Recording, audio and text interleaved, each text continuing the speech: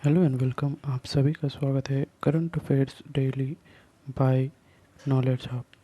तो अगर आप इस चैनल पर नए हैं तो सब्सक्राइब कर लें, और आपको इस वीडियो यानी इस लेक्चर की पीडीएफ चाहिए तो आप हमारे टेलीग्राम चैनल को ज़रूर ज्वाइन कर लें, जिसकी लिंक जो है मैं वो डिस्क्रिप्शन में प्रोवाइड कर दूँगा।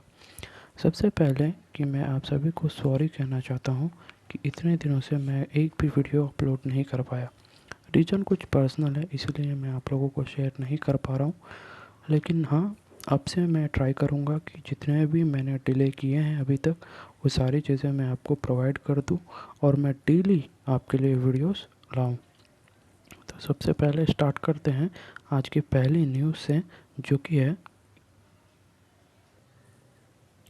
पहली कि नरेंद्र मोदी जी ने इनॉग्रेट किया है लीडरशिप फोरम। वो कहाँ पर?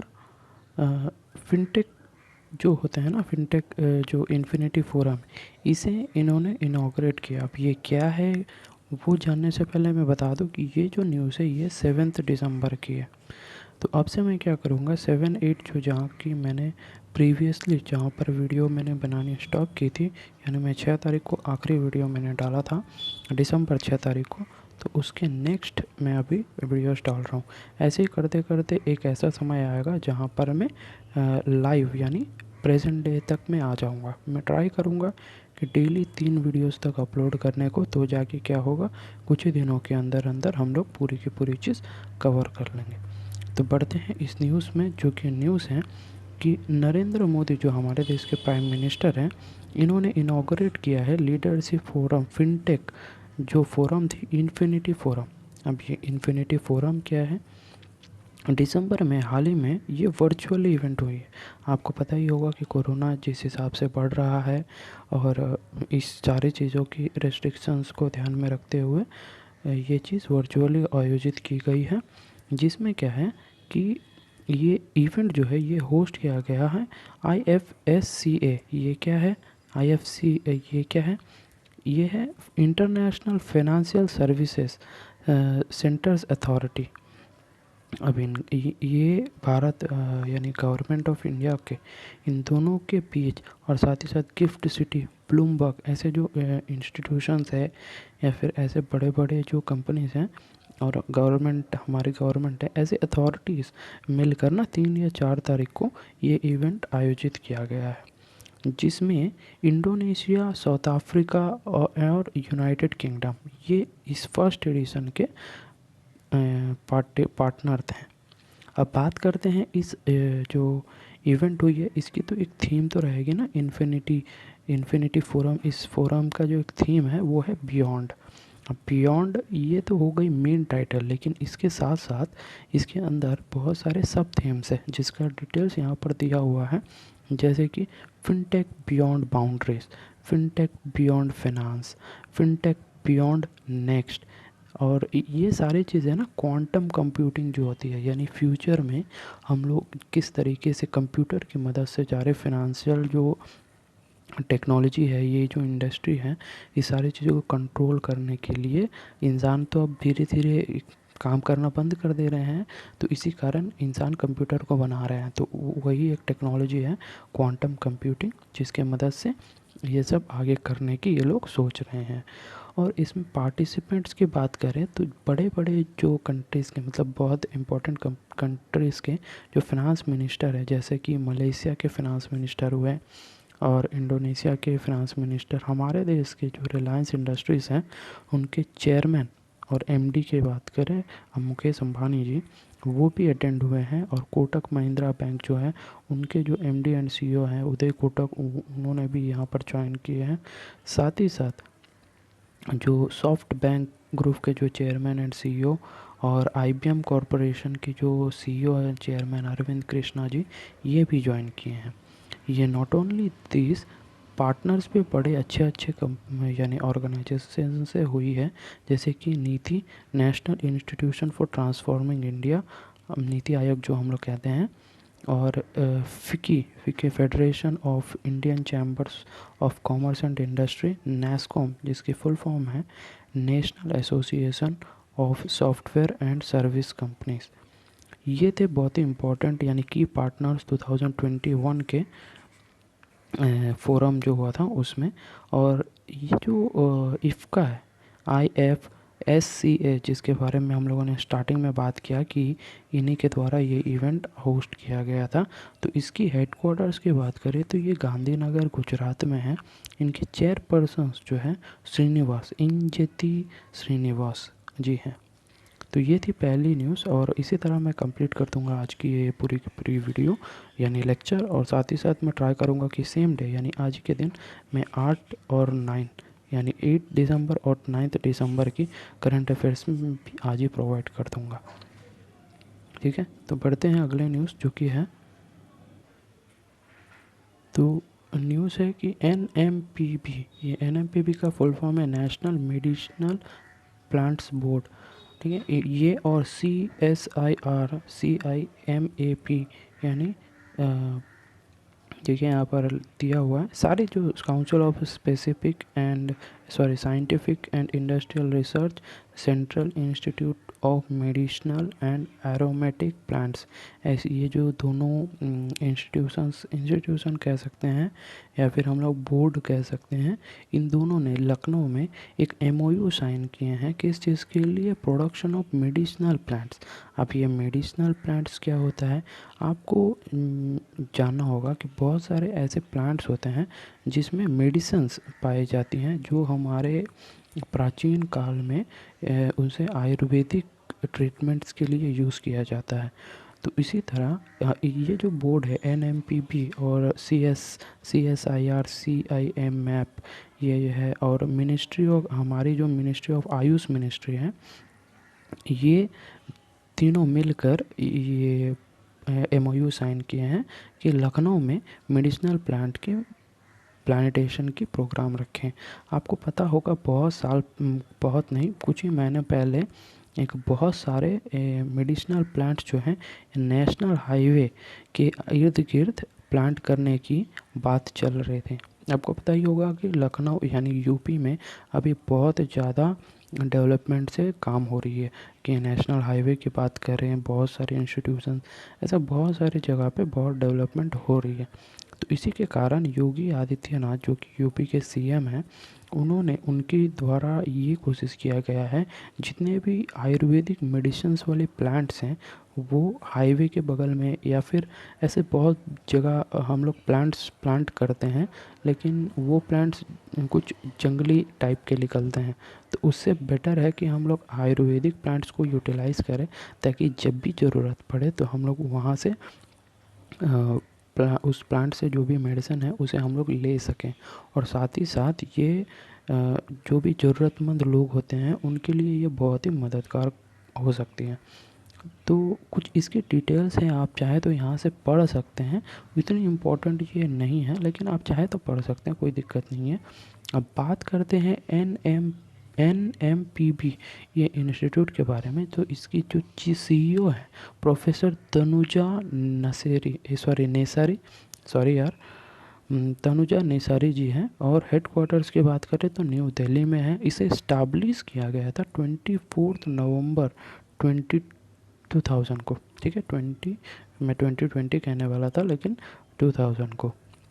अब बात करें ये CSIR और CIMAP के बारे में, तो ये एक प्लांट बेस यानी एक लेबॉरेटरी है, एक रिसर्च सेंटर है जो प्लांट्स के ऊपर और उसकी जो बेनिफिट्स है और साइंटिफिक उसके डिटेल्स को निकालने के लिए एक टाइप की लेबॉरेटरी है। ये इस्टाब्लिश किया गया था 1959 में। आप समझ सकते हैं आज़ादी के 3-4 साल बाद ही ये इस्टाब्लिश किया गया था। इसके डायरेक्टर की बात करें जो डॉक्टर प्रबोध कुमार त्रिवेदी जी हैं, और इसकी हेडक्वार्टर ऑब्वियसली लखनऊ उत्तर प्रदेश में है। आप चाहे तो यूपी के बारे में कुछ डिटेल्स मुझे बता सकते हैं। ठीक है, मैं ही पूछ लेता हूँ, जो लखनऊ शहर है वो कौन सी नदी, कौन से रिवर के पास में बसी हुई है? वो रिवर का नाम आपको मुझे कमेंट करके बताना है। ठीक है, बढ़ते हैं अगली न्यूज़ के ऊपर जो कि, तो न्यूज़ कुछ इस तरह है कि EAM ये कुछ और नहीं, ये external affairs minister S Jaishankar ji हैं, जो कि 5th इंडियन ओशन कॉन्फ्रेंस जो कि अबू धाबी में हुई है उसे अटेंड किए हैं। तो उसी वही है एक इम्पॉर्टेंट न्यूज़। तो आपको इसमें ध्यान रखने वाली बात यह है कि कुछ की पॉइंट्स हैं, आप चाहे तो इसमें ध्यान दे सकते हैं। एक सेकेंड होल्ड करिएगा। तो इसमें आप ध्यान दे सकते हैं कि यहाँ पर कुछ की पॉइंट्स है, जैसे कि एस जयशंकर जी एड्रेस किए हैं कौन सी 5th इंडियन ओशन कॉन्फ्रेंस, कहाँ पर हुई है, अबू धाबी। तो ये 3 की पॉइंट्स के द्वारा आप इस करंट अफेयर्स को याद रख सकते हैं। अब ये क्या हुई है, कैसे हुई है, पूरी डिटेल में यहाँ पर दी हुई है, चाहे तो डिटेल में पढ़ सकते हैं।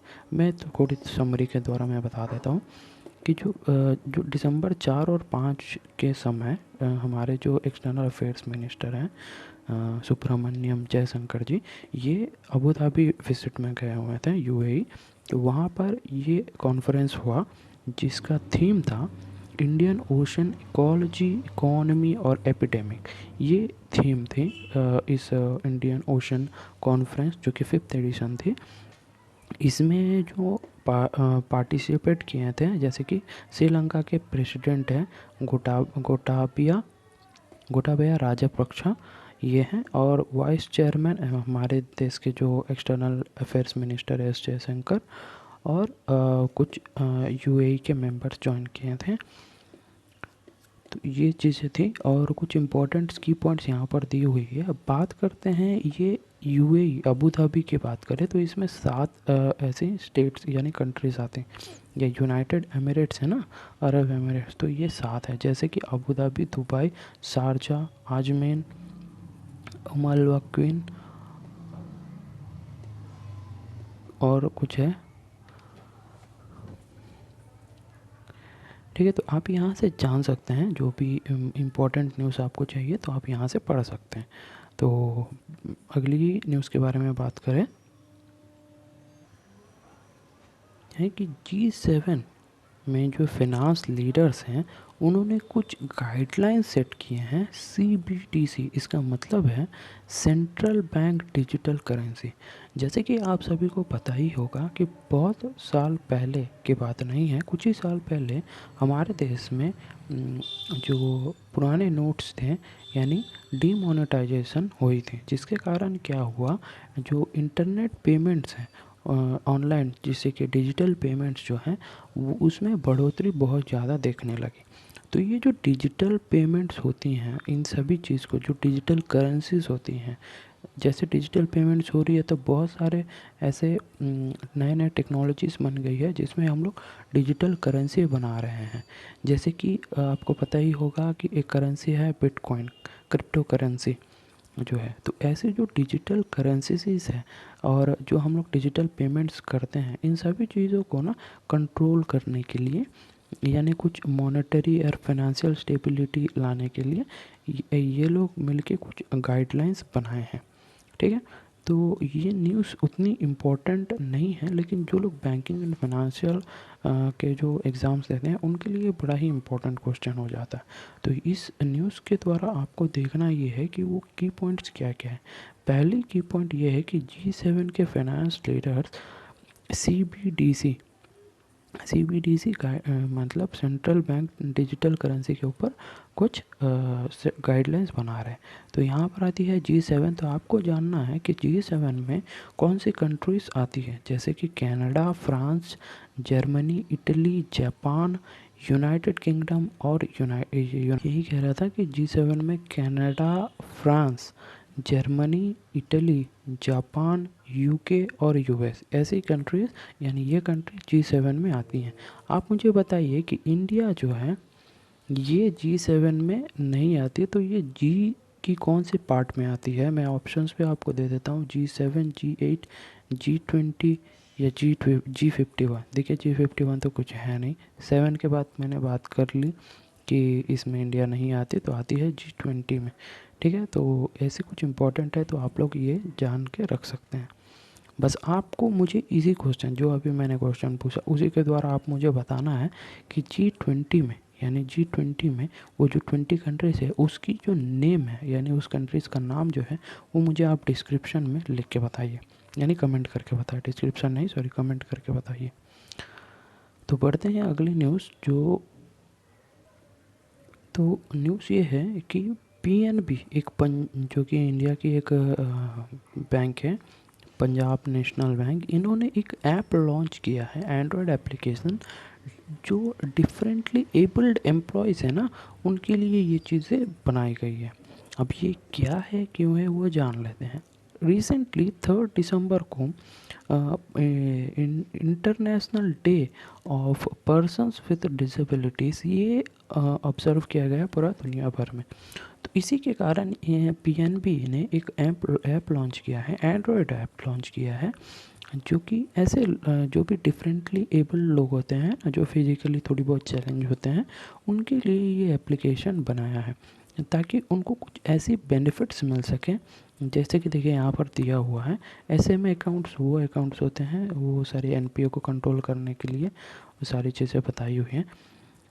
तो उनको क्या है, देखिए यहाँ पर दिया हुआ है, pride CMD module build in talkback software that allows visually impaired to access system freely and to interact with customer by tapping on their phone. यानी ये चीज़ें बहुत ही आसान हो जाएगी अगर कोई ऑनलाइन बैंकिंग यानी इंटरनेट बैंकिंग जो लोग भी करते हैं ना, उन लोगों के लिए, देखिए जो लोग डिफरेंटली एबल्ड होते हैं तो उन लोगों के लिए थोड़ी मुश्किल तो होती ही है कि हम लोग क्या करें, कैसे करें, ये बहुत ज़्यादा कंफ्यूजिंग टाइप का होता है। तो इनके लिए बस कुछ कुछ सिंपल क्लिक्स के द्वारा ही आप कस्टमर के साथ, बैंक के जो अथॉरिटीज़ हैं उनके साथ आप इंटरेक्ट कर सकते हैं, कुछ 2-3 टैप्स करते ही। तो ये चीज़ पीएनबी ने लॉन्च किया है। अब बात कर लेते हैं, पीएनबी क्या इससे पहले कोई ऐप लॉन्च किया, मतलब बनाया था? तो यहाँ पर दिया हुआ है कि the model is developed through participatory model. उससे इससे पहले भी ऐसे कुछ मॉडल्स बने हुए थे, जैसे कि पीएनबी योद्धा यानी वॉरियर्स और पीएनबी गौरव यानी प्राइड, ऐसे कुछ ऐप्स भी बनाया गया था। तो ये ऐप अभी सिर्फ़ और सिर्फ एंड्रॉयड के लिए है, और हाँ फ्यूचर में हो सकता है कि ये आईओएस के लिए भी बना दिया जाए। अब पीएनबी के बारे में कुछ जान ले तो यहाँ पर दिया हुआ है, एसएस मल्लिकार्जुना राव, जो कि सीईओ और एमडी हैं, पंजाब नेशनल बैंक है। इसे इस्टेब्लिश किया गया था 1894 को, और इनके हेडक्वार्टर्स है न्यू दिल्ली में। टैगलाइन की बात करें, the name you can bank upon, ये इनकी टैगलाइन है। तो बढ़ते हैं अगले न्यूज़, जो कि है पेटीएम। आपको पता ही होगा कि ये एक डिजिटल पेमेंट सर्विस है पेटीएम, जो कि जो डीमोनेटाइजेशन हुआ था 2018 में, उस वक्त ये बहुत ही ज़्यादा चर्चित हुई थी। तो उस वक्त पेटीएम ने अभी क्या किया है, एक ऐसी पेटीएम ने पार्टनरशिप किया है एक AWS सर्विस को। पेटीएम पार्टनर्स जो एक ऐप है ना, वो एक सर्विस यानी एक स्टार्टअप टूल किट बनाया है, किसके लिए, एंटरप्रेन्योर्स के लिए, जिसमें AWS सर्विसेज मिलती है। इसमें क्या है, ये जो पेटीएम है, ये अमेज़ॉन वेब सर्विसेज जो हैं, इन दोनों को मिलाकर जो भी इंडियन स्टार्टअप्स हैं उनके लिए ये एक टूल किट बना रही है। अभी इस टूल किट में क्या होगा, पेटीएम पेमेंट्स की गेटवे होगी, जिससे हम लोग डिजिटल पेमेंट्स कर सकते हैं, जो कि इजीली हो सकती है। जो पे आउट्स होते हैं, जो हेल्प करती है, जो एम्प्लॉयज़, वेंडर्स, डिस्ट्रीब्यूटर्स और जो चैनल पार्टनर्स होते हैं, उन लोगों को पे करने के लिए।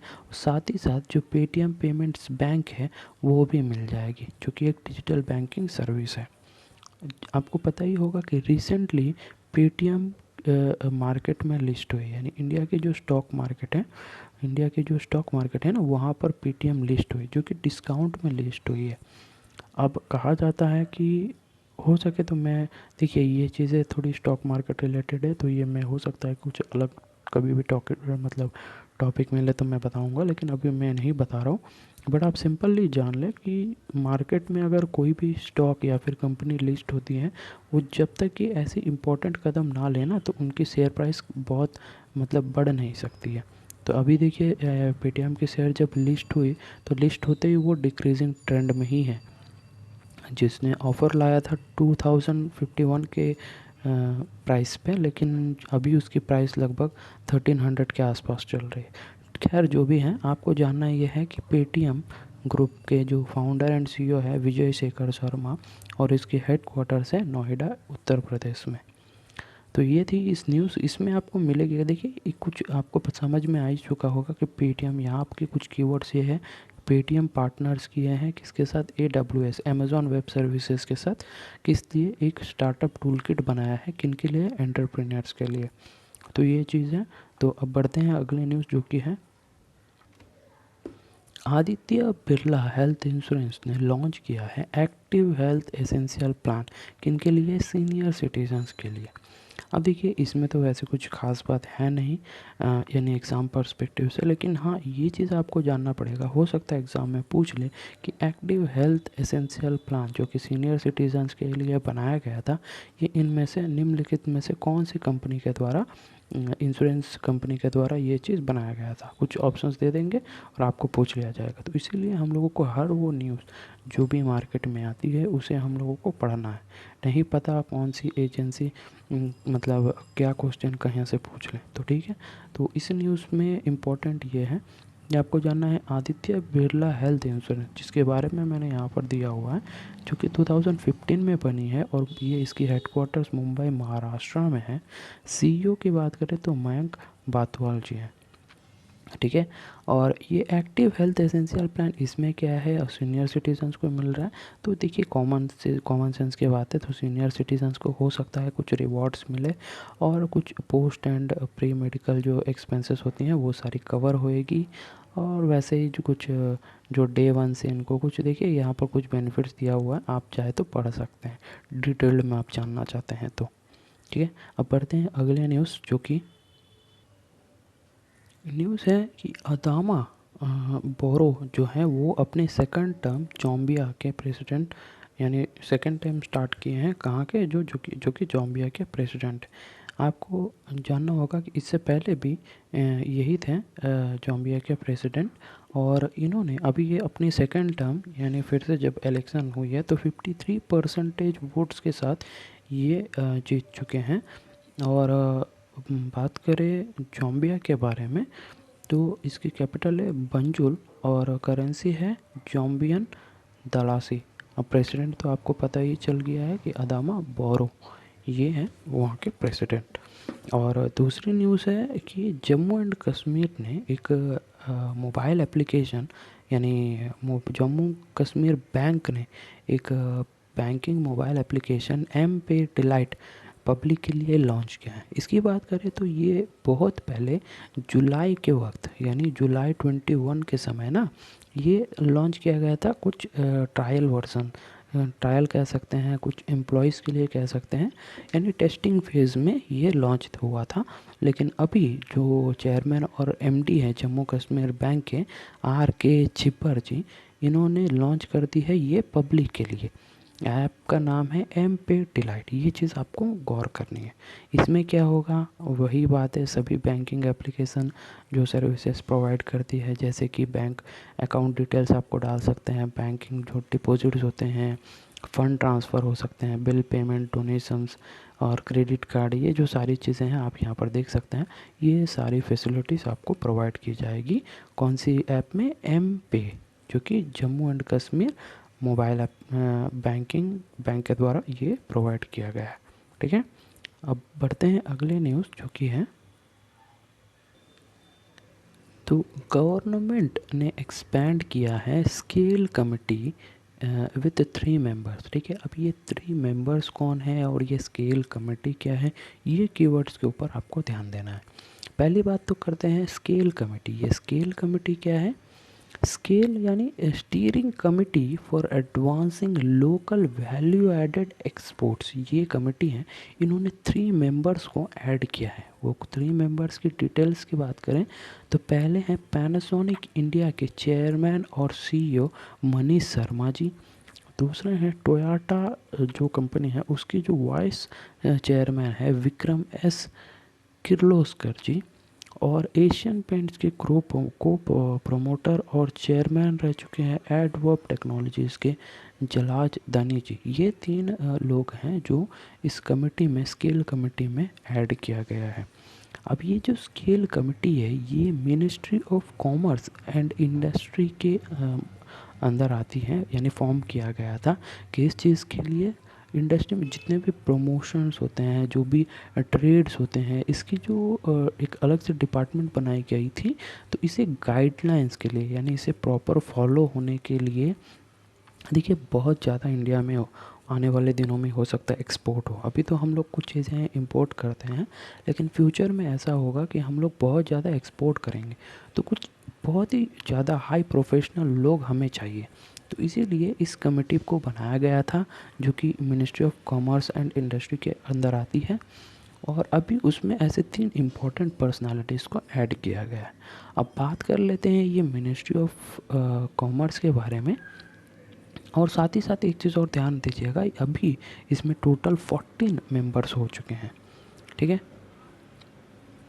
जो कि फॉर्मर सीईओ थे पवन गोयनका जी, जो कि महिंद्रा के सीईओ थे, वो उसे हेड किया करते थे। तो हाँ ठीक है, तो अब बात करते हैं ministry of commerce and industry के जो यूनियन मिनिस्टर हैं पीयूष गोयल जी। और मिनिस्ट्री ऑफ स्टेट की बात करें सोम प्रकाश, अनुप्रिया, और बस इतने ये 2 लोग हैं जो मिनिस्ट्री ऑफ स्टेट हैं। तो यही थी न्यूज़। अब बढ़ते हैं अगली न्यूज़ जो कि है, तो न्यूज़ ये है कि अलका उपाध्याय जी अपॉइंट की गई है न्यू चेयरपर्सन, किस चीज़ का, NHAI। ये NHAI का फुल फॉर्म तो हो आप सभी लोगों को पता ही होगा, लेकिन तब भी बता देता हूँ, national highway authorities of India. ये यूनियन मिनिस्टर कह रहा हूँ, ये ministry of road transport and highway के अंतर्गत ये चीज़ आती है। तो अभी उनके जो चेयरमैन हैं, नए चेयरपर्सन हैं अलका उपाध्याय, ये देखिए ये है वो मैडम, जो कि IAS ऑफिसर है 1990 बैच के, जो कि मध्य प्रदेश कैडर से बिलोंग नहीं, वहाँ वो चूज़ की गई थी उस वक्त।